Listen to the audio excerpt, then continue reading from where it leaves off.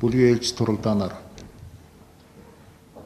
гол асуудлыг энэ 7 хоногт хэлэлцэгдэх, их хурл байнгын хороодоор хэлэлцэгдэх хуулиудын талаар ярилцсан.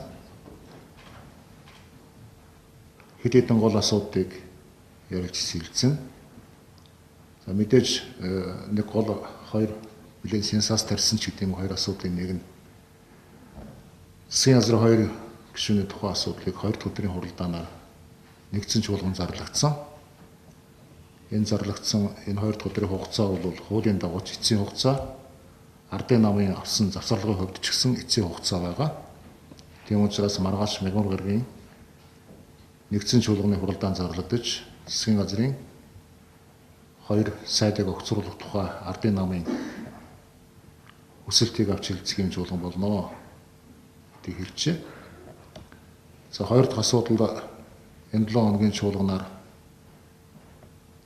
чуулганы дэгийн тухай хуульд өөрчлөлт оруулах тухай асуудал орж ирнэ. Нийгэм нэлээдгүй асуудлууд яригдж байгаа. Улсын их хурлын гишүүд эрцээ бүртгүүлж болно болохгүй гэж нэлээд зөрөлдөөнтэй нэлээд явлаа л да. Хэвлэл мэдээллийн манчс өөрөөсийнх нь талаас байр сууриа чөлөөтэй илэрхийлсэн би буруу гэж бодохгүй байгаа. Гэхдээ үнэхээр улсын их хурлын гишүүд өөрсдийнхөө хариуцлагыг дээшлүүлж байна гэдэг бол нийгэмд доошоос бүх шатандаа бас нөлөө үзүүлэх, эрг нөлөө үзүүлэх асуудал яхахгүй мó гэдэгт байр суурьны хувьд би татуу байгаа.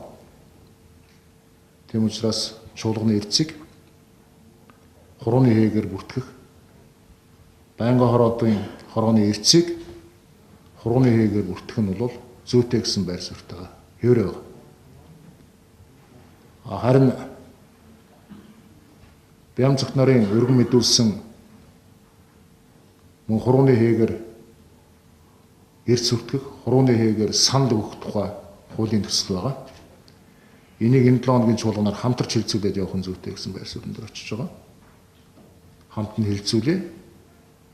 Авчлахыг авч яваад гээхэн гээгээд явъя гэсэн энэ зарчмын байр суурь руу очиж байгаа. Бид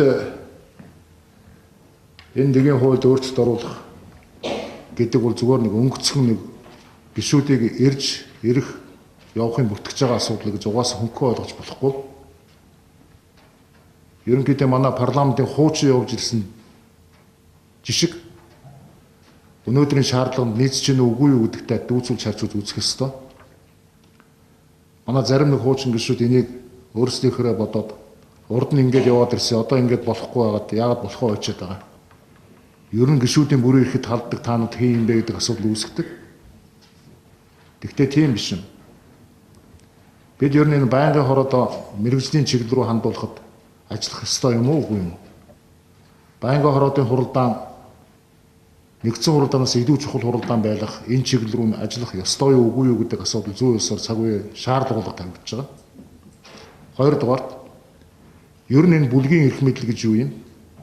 Намын бүлгүүдийн мэтгэлцээнийг нээлттэй хийх боломж байдгүй юу? Хэлцэж байгаа асуудлууд. Намын бүлэг заавал одоо 7 хоног ганц удаа хуралдаж нэг хэвлэлийн хурал хийгээд дуусгах ёстой юм уу? Нэг эсвэл бодлого барилдаж байгаа, бодлого боловсруулж байгаа, бодлогын их үүсвэрийг гаргаж байгаа утгаараа намын бүлгүүд илүү нээлттэй мэтгэлцээтэй хуулийн хэлцүүлгийг хийдэг зарчим руу яагаад орж болохгүй юм бэ гэж. Гэх мэтчнэнгийн энэ бол суур ойлголтыг үндсээр нь өөрчлөх энэ алхамдууд төлөж байгаа гэдгийг бол бүгд ойлгох хэрэгтэй юм. Энэ чиглэл рүү бидэнд явж байна гэж.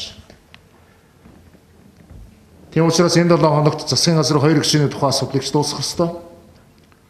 Энэ эрцийн тухай асуудал, санал хураалтын тухай асуудлыг ч нэг дэшин дуусгах ёстой гэсэн энэ зарчим байр суурин дээр бүлэг очсон гэж ингэж ойлгож байна.